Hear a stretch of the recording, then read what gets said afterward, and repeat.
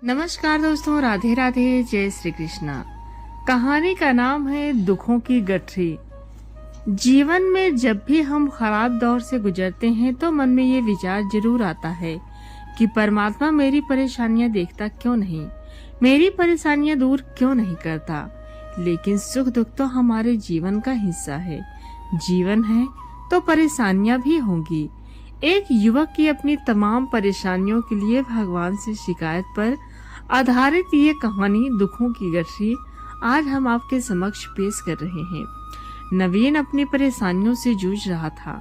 उसे लगता था कि एक अकेला वही संसार का सबसे दुखी व्यक्ति है। सिर्फ उसी के जीवन में तमाम मुसीबतें हैं। उसको भगवान से इस बात की बड़ी शिकायत रहती थी कि भगवान ने संसार के सारे दुख उसके हिस्से में दे दिए हैं। और फिर जब सब कुछ भूलकर कानों में रुई लगाकर सो गए। नवीन सोते जागते भगवान से प्रार्थना करता और फिर कभी भगवान को दोष देता तो कभी खुद को कोसता रहता। भगवान है कि ना तो विनती सुन रहे हैं और ना उसे उलाहने। अब नवीन बेचारा करे भी तो क्या करे। एक मुसीबत खत्म होती नहीं कि दूसरी आ जाती। एक दिन उसने सोने से पहले प्रार्थना किया कि प्रभु, मैं आपके सामने कहता कहता थक गया। अब और मिन्नतों की इच्छा नहीं है। एक अंतिम बार कह रहा हूँ, कृपा करके मेरी प्रार्थना सुन लीजिए। अगर आपको मेरे दुख नहीं मिटाने हैं तो कम से कम इतना तो कर सकते हैं कि किसी ऐसे व्यक्ति के दुखों से मेरा दुख बदल दीजिए जिसके जीवन में मुझसे कम दुख हो। हमेशा के लिए नहीं तो कम से कम कुछ महीनों के लिए ही सही, थोड़े दिन के लिए मुझे भी कुछ राहत मिल जाए। अब भगवान ने नवीन की आखिरी इच्छा सुन ली और उसे उस रात सपने में भगवान दिखे। भगवान बोले, बालक, मैं तुम्हारी प्रार्थना रोज सुनता था, पर मैं उसके ऊपर ध्यान ज्यादा दे रहा था जो तुमसे भी ज्यादा तकलीफ में है। खैर, तुम अपने सारे कष्टों को विस्तार से एक कागज पर लिखो, फिर एक गठरी बनाओ और शहर के मुख्य चौराहे पर जाकर उसे टांग कर आ जाओ। नवीन हड़बड़ा कर नींद से जगा। पहले तो उसको बिल्कुल यकीन ही न हुआ कि सच में भगवान आए थे और उन्होंने उसे ये सब बातें कही। फिर सोचा कि आजमाने में क्या हर्ज है, क्या पता इससे ही कोई रास्ता निकल आए।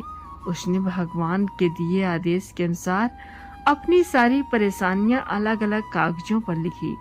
इतनी परेशानियां लिख डाली कि सच में कागज का ढेर खड़ा हो गया और उसे गठरी में ही बांधना पड़ा। अब नवीन ने अपनी गठरी उठाई और पहुंच गया चौराहे पर।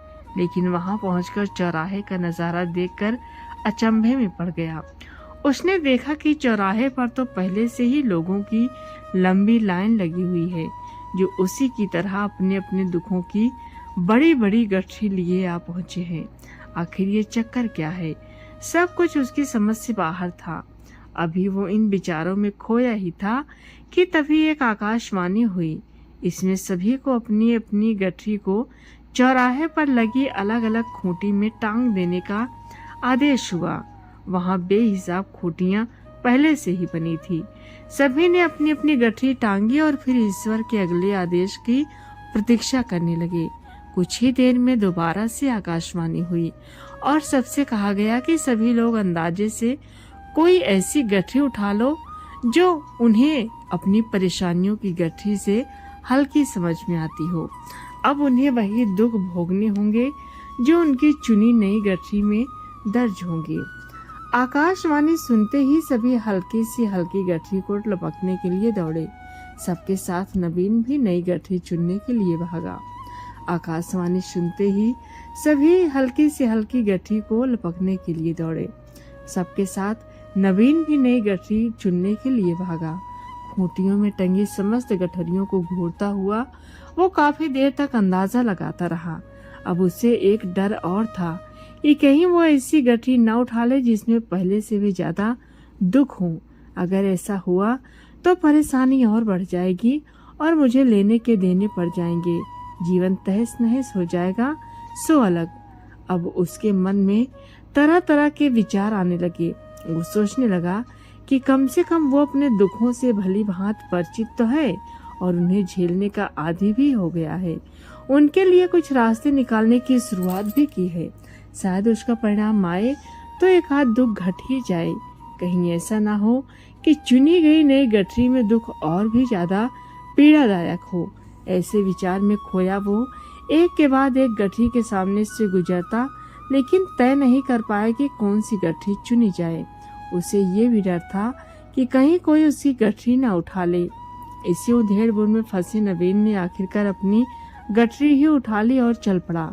उसने तय किया कि वो अब इन चुनौतियों का मुकाबले पहले से ज्यादा मजबूती से करेगा। धीरे धीरे नवीन को अपने ही दुख दूसरों से कम होते हुए महसूस हो रहे थे और उसके जैसे ही भाव हम मौजूद हर व्यक्ति में आ रहे थे।